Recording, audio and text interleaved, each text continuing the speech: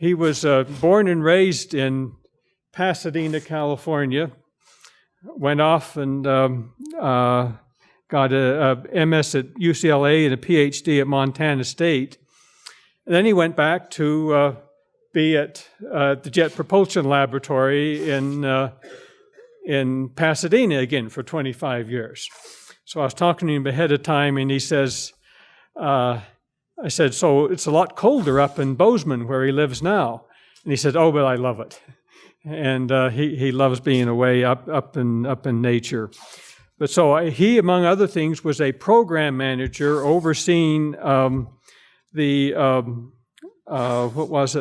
astrophysics theory program at NASA headquarters in Washington for a while. So he's both done a lot of research on his own, and he has supervised and funded research done by others. So he has certainly had a very distinguished career. Ron.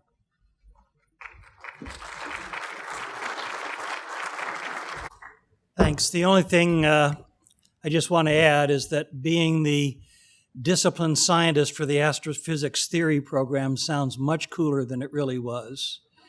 All I did was go to meetings and answer the phone. And the phone conversation was, where is my money? So I'd like to start the way I start each opportunity I have to talk about the interface between science and religion with two quotes as soon as we get the quotes up on the screen. Oh, in fact, there they are down there. Okay, so here's the first one by a famous scientist. This is Lord Kelvin. We don't have an exact quote, but this comes from about 1900. There is nothing new to be discovered in physics now. All that remains is more and more precise measurement.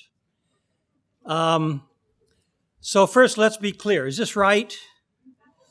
Okay. So this is absolutely not a correct statement. So how could he have said this? Maybe he wasn't very smart or didn't know much physics. Does anyone know who Lord Kelvin was? We name our absolute temperature scale after him. He did marvelous things in electricity and thermodynamics. He was aware of the entire field of physics at the time. He was one of the brightest physicists around. So here's a question you need to ask. How could he be so wrong? How could someone who knew that much come to this conclusion and be so obviously wrong? While you're pondering that, let me give you another quote. This is Joseph Fielding Smith in 1957. It is doubtful that man will ever be permitted to make any instrument or ship to travel through space and visit the moon or any distant planet. So, I should point out first that this is not a scientific conclusion. This is something that a conclusion he came to by reading the scriptures, interpreting them, and deciding that Earth was for man and the moon was not, and so we have no business being there. But let's be clear, was he right or wrong? Good. Yeah, this is not correct. So do you know who Joseph Fielding Smith was? Was he someone who was ignorant of the scriptures or not very smart? Neither of those, right? This was a guy who knew the gospel as well as anyone in the church at this time. This was a giant in scriptural understanding and interpretation. And so the other question you need to be asking yourself is, how could he be so wrong? And as you're pondering that one, let me give you a quick quiz here. If you ever see what happens to be a conflict between science and religion, can you think of at least two places where the problem might lie? All right. So I hope you can answer that question appropriately. Let me go on now to talk about my subject, which is the comparison of Joseph Smith's, and therefore Mormon cosmology, with modern cosmology. Joseph Smith was mostly interested in the religious side of things, but he was an extremely inquisitive man, and wrote this: Thy mind, O man, if thou wilt lead a soul unto salvation, must stretch as high as the utmost heavens and search into and contemplate the darkest abyss and the broad expanse of eternity. Thou must commune with God. He was curious about a lot of things, and I think the last statement means to me that he had done this. And let me suggest to you that Joseph Smith had some insights into cosmology that others of his time did not. Now, I don't want to dwell too much on Joseph Smith's cosmology or argue that. Let me just point out to me what are a few things that are pretty obvious from his teachings. First, Joseph Smith taught in the King Follett Discourses, and I believe the words are, "The pure principles of element," he said, "can neither be created or destroyed." So a scientist would say that matter or mass is conserved. You cannot create it, you cannot destroy it. Another statement of his that I particularly like is in Doctrine and Covenants, section 131. There is no such thing as immaterial matter. All spirit even is matter, more refined and pure. Everything is matter. Nothing exists that is not material. And finally, I think the most straightforward reading, though others might disagree with this, the most straightforward reading of the King Follett Discourse and the Sermon in the Grove, with its infinite chain of sons to fathers, commits Joseph Smith and we as Mormons to a universe that is infinite in size and eternal in time. Now, fortunately for Joseph Smith and for those who like to wed, just got a new paradigm here, wed their religion to science, for about the first 90 years, there was a pretty good agreement between what science believed and what Joseph Smith had taught. In particular, toward the end of this period, it was found that matter is actually a form of energy, and at the very end of this period, it was quite well understood that matter and energy were the same thing. So, okay. Is this thing working, or are you doing it for me? Okay, good. Because we're going to have some trouble if I'm counting on you here. No offense, right? It's just, I know what's coming here. So we would say by 1930 that it's matter or energy, they are the same thing, which is conserved. And of course, as a scientist, everything is matter and energy, so there's not much big deal there. And of course, during this period of time, it was obvious that the universe, to be stable, had to be infinite and eternal. So the marriage was going swell until 1930. And what happened in 1930, I guess, is there was a divorce for a little while. And let's see where that came from. The problem is the discovery that the universe was expanding, and if you back that expansion up in time, you get a Big Bang. So if we take a little block of the universe here, just think of this big cube. It goes out further on all sides, but this is just a cube of it. And if we're looking at it now, then 10 million years ago, it would have been this size. And before that, it would have looked like this. And if you keep going back and back in time, that same block is becoming fewer and fewer cubic inches until it gets very small, very close indeed, and finally ends up at a single point.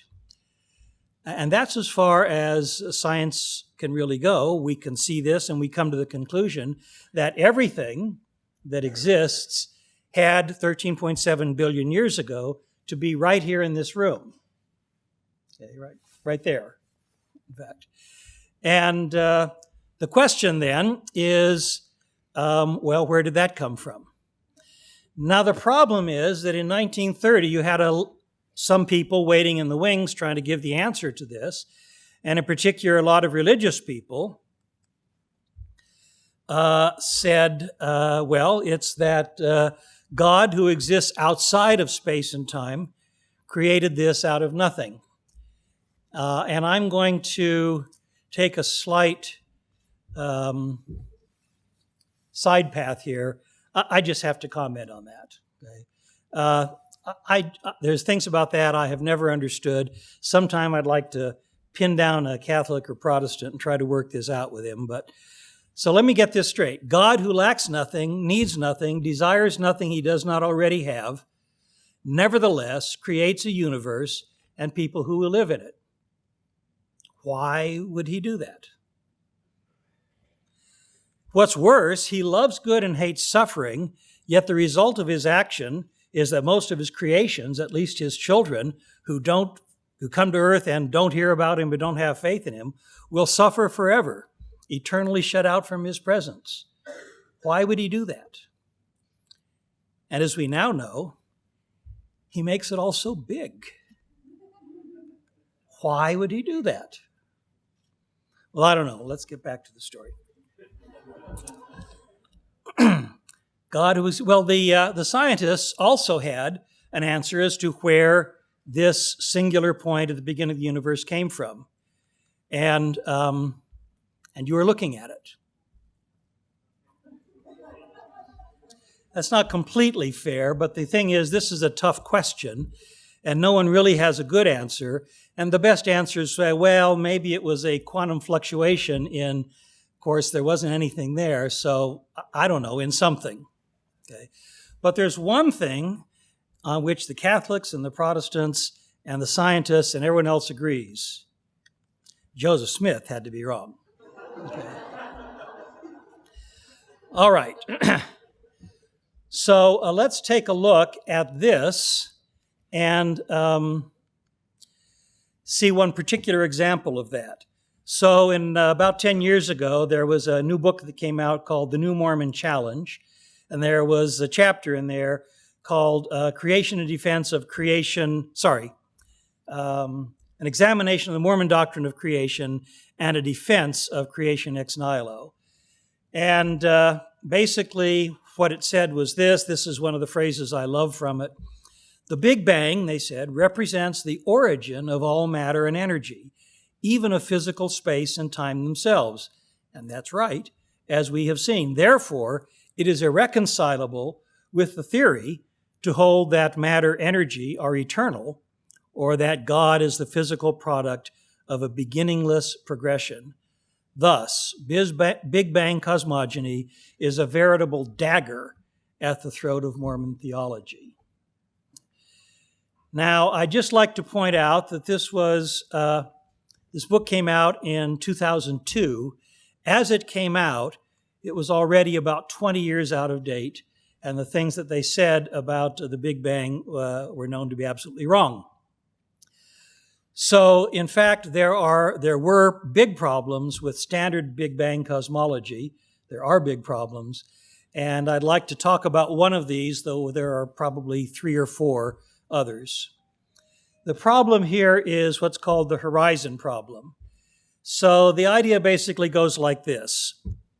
If we start off with that singular point, and I want us to look at 2 little pieces. See, so those will eventually become galaxies or something. And we're going to let this universe now expand. At first, it will expand quickly, and then as time goes on, the expansion will slow up a little bit because of the self-gravity in the universe. But these 2 things will end up on opposite sides of the universe from each other. Okay, now I'd like you to watch that again, only this time, as we watch the universe expand and these 2 little points that I'm interested in, we are going to put a little green arrow there that represents something communicating from the one on the left to the one on the right. The fastest it can go is the speed of light, and as a result of that, as the universe expands, this one on the right is moving away from where something that would have been there in the middle, or away from this one at a speed faster than the speed of light. And so this little green arrow has not yet caught up to it. It's still trying to catch up. But at this point, we'll suppose that this galaxy or something sends a signal back in the opposite direction. So as time goes on, that signal comes back toward the direction it came from, and finally it gets to a point where we see it. This is coming to the Earth. And of course, the picture that it will convey was what the universe was like at the moment that little signal left. So the universe will look like this.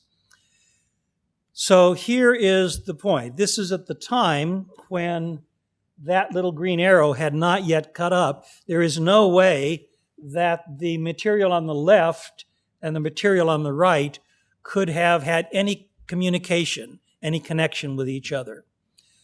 So, of course, something was coming from the other direction as well all that time, and it would arrive at the same time. And so here is what we call the horizon problem. If we look off in the one direction, and then we turn around 180 degrees and look in the other direction, we see two regions of space, and those two regions of space had, at the point the light left, never been in communication with each other. They could have exchanged no energy. They could have had nothing bounce off one and hit the other. They were completely out of contact with each other, and yet we can look in those directions and we see that to 5 decimal places, they're at exactly the same temperature. That cannot be. There's no explanation for that. This is a big problem for the Big Bang. Now there's a solution, and it's no longer such a big problem. And the solution is the idea of cosmic inflation. In this, we start off with a universe that begins expanding very slowly, and then at some point, some energy is released. The expansion is suddenly driven to be exponentially quick. It grows to the universe we see now, and then slows up by its own self-gravity. I'd like you to watch that again and notice that because of the early slow expansion, the place that was our block that we're looking at has plenty of time for signals to go back and forth and communicate.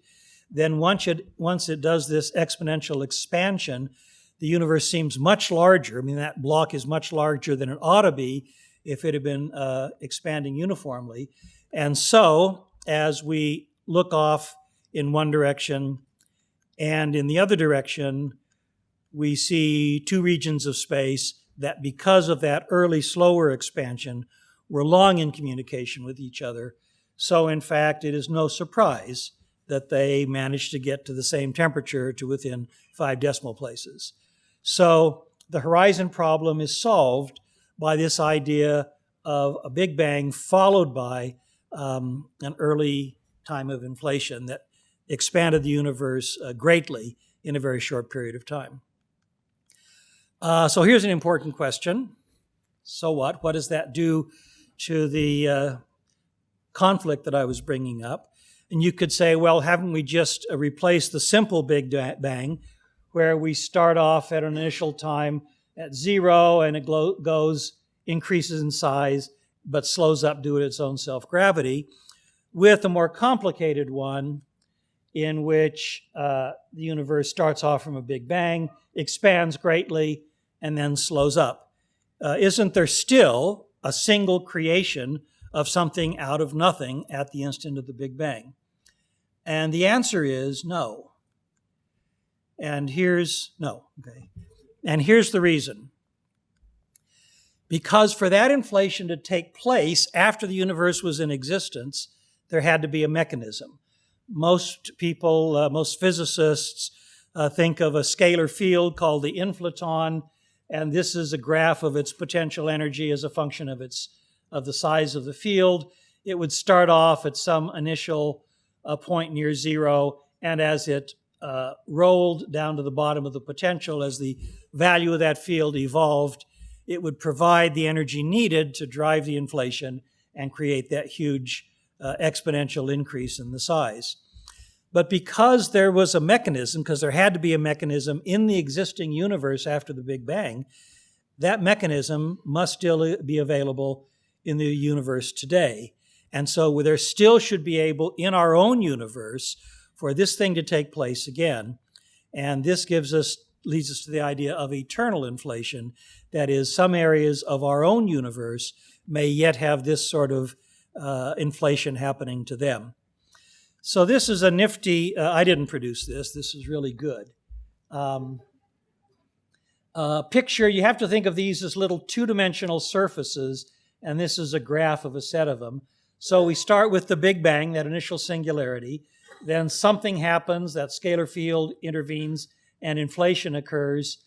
Shortly after that, there is the recombination that allows us to see the 3-degree microwave background. Sometime after that, the first stars begin to form.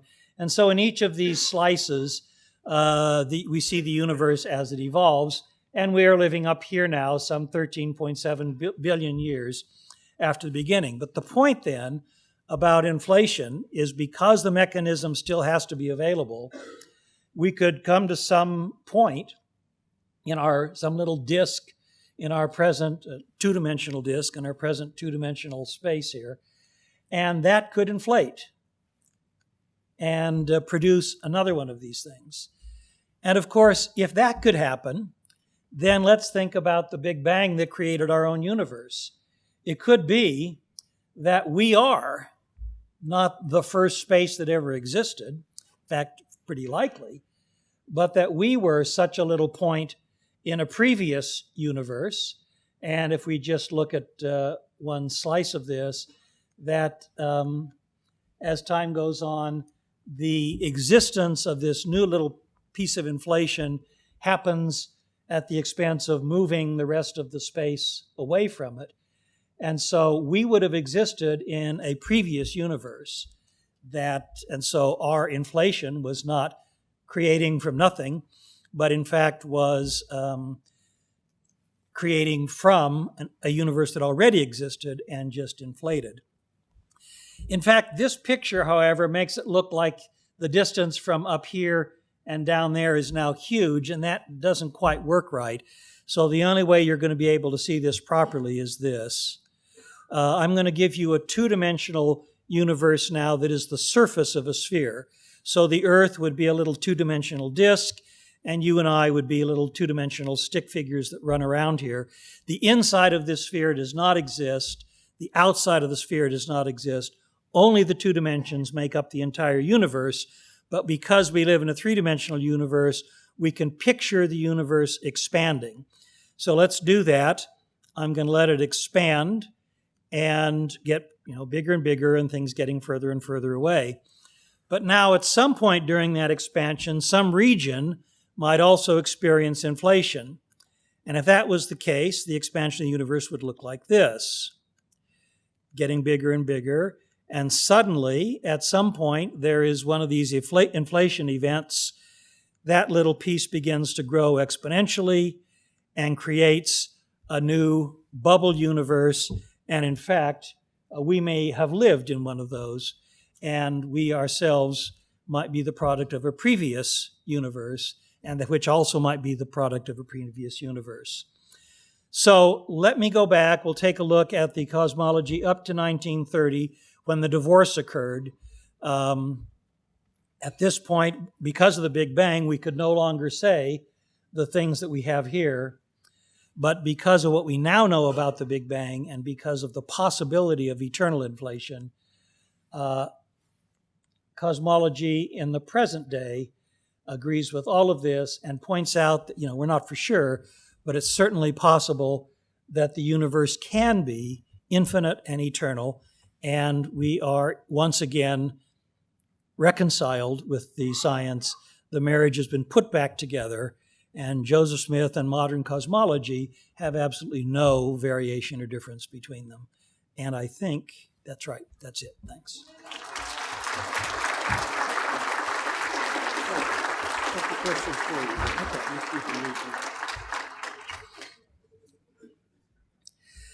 Okay, so these are slightly unrelated, this one at least, to what I just talked about. Why should we believe that dark matter exists when there is no evidence? And is it not more likely that our understanding of gravity is incomplete? There, of course, is plenty of evidence or no one would believe in it. It is certainly possible that our understanding of gravity is incomplete, and a lot of very smart people are looking at possible alternatives to the theory of gravity as an explanation for that. Certainly, whatever you get has got to be complete. That is, it has to reproduce all the things exactly that we know gravity predicts correctly, and then has to give us something else to solve that question. This one says comment on dark matter, so I just did that. Dark matter is obvious from the cosmological observations that as we watch the expansion of the universe, the amount by which it contracts and the way that structure is produced that we see in the early universe leads us to say, okay, there is a component of matter out there which is dark, which is about 4 or 5 times as much as the matter that we can see. No one quite knows what form it would take. A lot of searches have been made for it and have not been able to find that. But the evidence is there, and so everyone pretty much agrees that it has to be there. Would the theories and understanding of quantum mechanics advance if scientists realize that energy is alive and applied principles of biology to the studies? I don't know. I think I'd have to get more understanding what that question's about. So if you want to see me afterwards, come grab me and I'll try to respond to that. Is it possible that the Big Bang occurred from the death of a previous universe? There is a viable theory of cosmology that says that there was, in fact, in a previous universe, a big crunch that brought everything together, and then there was a rebound. In fact, I know personally the guy who first invented this, and it's viable. We don't know for sure. It's a possibility that there was a previous universe that came down to a singularity, rebounded, and created the universe that we now sit in. But it's a possibility, and ultimately some of the things may be observably determined, but at this point no one knows for sure.